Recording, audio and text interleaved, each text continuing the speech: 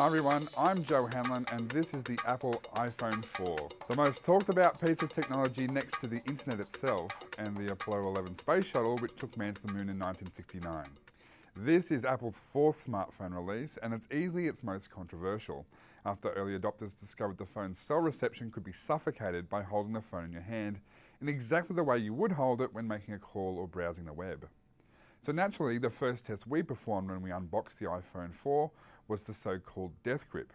And anyone who hoped Apple would fix this issue before it released the second batch of handsets into Australia will be disappointed to learn that we could easily replicate the problem.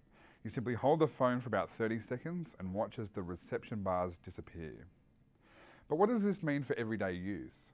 Well, when we tested the phone in the city, the reception dropped from a full 5 bars to a measly 1 bar of signal, but we could still make phone calls and data transfers remained pretty zippy.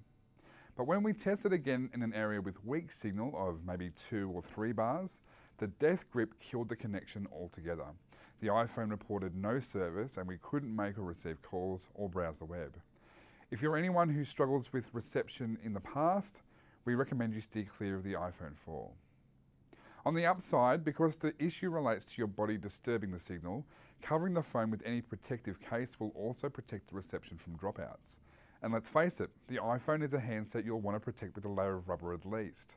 The new iPhone design feels like Apple's flimsiest yet.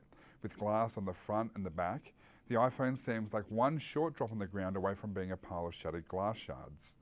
Apple's choice of glass exterior is also terrible for anyone with fingers and fingerprints, with the back greasing up with messy prints as easily as the touchscreen on the front.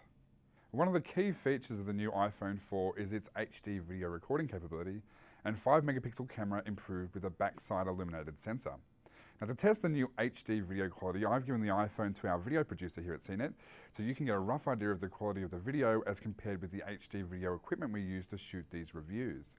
Now this is far from a fair test, but the results definitely speak for themselves. Apple has also made a lot of noise about the new high-resolution LCD display, which we think looks fantastic. The image is sharp and the colours are rich and strong. But does it look better than the phones with WVGA AMOLED screens? We don't think so. Side by side with the HTC Desire and the Samsung Galaxy S, the iPhone's higher resolution screen looks about the same, if noticeably smaller.